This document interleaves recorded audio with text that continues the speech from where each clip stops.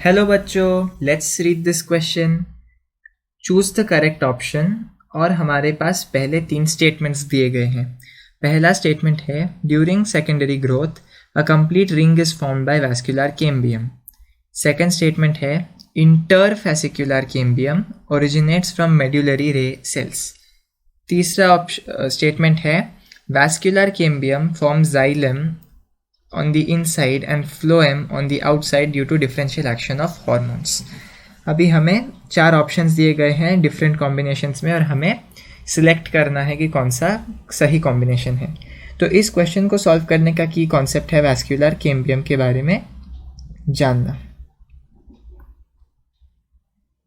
यदि हम vascular cambium की बात करें तो सबसे पहला जो चीज़ है वो है इसके 2 पार्ट्स। हमें पता है कि एक तो हमारा इंटरफेसिकुलर कैम्बियम होता है और जो दूसरा है वो है इंट्राफेसिकुलर कैम्बियम। यदि हम कैम्बियल रिंग के फॉर्मेशन की बात करें तो यदि मैं ये ग्रीन कलर से वैस्कुलर बंडल्स को सिग्निफाई करूं कुछ इस तरह, तो जो अंदर की ओर है वो सारा जाइलम है जो शेड किया गया है।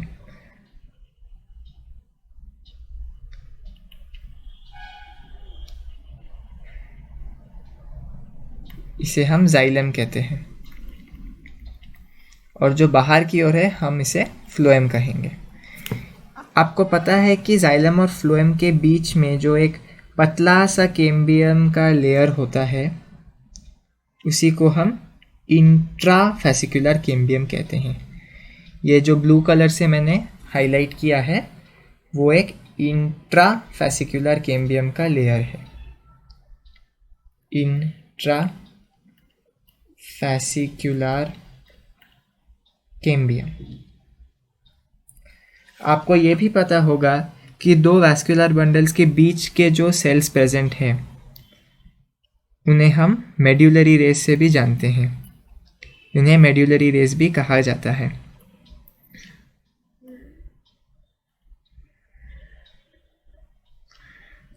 और आपको पता होगा कि जब सेकेंडरी ग्रोथ का समय आता है तब अचानक ये जो कैम्बियम के सेल्स है वो मेरिस्टेमेटिक बन जाते हैं। यहाँ पर जो मेड्युलरी रेस के सेल्स है, मेड्युलरी रेस, कैम्बियम के सेल्स नहीं, जो मेड्युलरी रेस के सेल्स है वो अचानक से मेरिस्टेमेटिक बन जाते हैं। इसी कारण ये जो कैम्बियम का रिंग है वो कंप्लीट हो जाता है कुछ इस तरह। और जब ये मेड्युलरी रेस के सेल्स मेरिस्टेमेटिक बन जाए तो हम इन्हें इंटरफेसिकुलर कैम्बियम कहते हैं।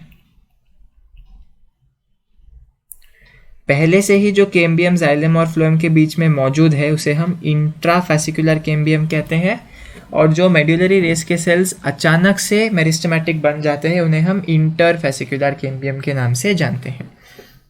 अभी ये ऐसे ही दूसरे वैस्कुलर बंडल्स के साथ मिलके एक रिंग बना देगा और हमें पता है कि यदि हम इसे कैम्बियल रिंग माने तो बाहर की ओर हमें सेकेंडरी फ्लोएम दिखेगा और अंदर की ओर हमें सेकेंडरी जाइलम दिखेगा। और हमें ये भी पता है कि कैम्बियल रिंग अंदर की ओर ज़्यादा एक्टिव होता है, इसीलिए सेकेंडरी जाइलम का क्वांटिटी जो है वो ज़्यादा होता है। वही सेकेंडरी फ्लोएम की ओर वो लेस एक्टिव होता है और सेकेंडरी फ्लोएम का जो क्वांटिटी है वो लेस क्वांटिटी में बनता है। और एक और इम्पॉर्टेंट बात है कि ये जो पूरा प्रोसेस है वो हार्मोन्स द्वारा मीडिएट होता है, mediated by hormones.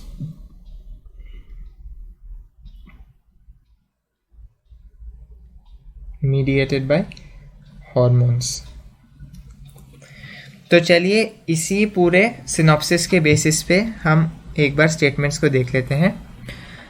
During the secondary growth a complete ring is formed by vascular cambium. ये बिल्कुल सही है।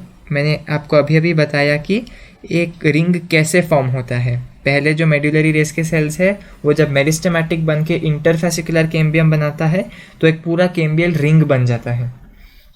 दूसरा ऑप्शन है interfascicular cambium originates from medullary rays cells, ये भी सही है। अभी अभी हमने देखा कि जो मेड्यूलरी रेस सेल्स है जब वो मेरिस्टेमेटिक बन जाए तो उसे हम इंटरफेसिकुलर कैम्बियम कहते हैं। तीसरा स्टेटमेंट है vascular cambium form xylem on the inside, सही बात है। फ्लोएम ऑन द आउटसाइड, ये भी सही है। Due to differential action of hormones, ये भी बिल्कुल सही है। हमने देखा इधर कि ये हार्मोन द्वारा मीडिएटेड प्रोसेस है। तो करेक्ट ऑप्शन होना चाहिए 1, 2 and 3 are correct. 1 and 2 are correct गलत, 2 एंड 3 आर करेक्ट गलत, 1 एंड 3 आर करेक्ट गलत। चौथा ऑप्शन है 1, 2 एंड 3 आर करेक्ट होना चाहिए इधर, तो ये सही हो जाएगा। तो the correct option to this question is option D, 1, 2 and 3 are correct. Hope you have understood it well. All the best.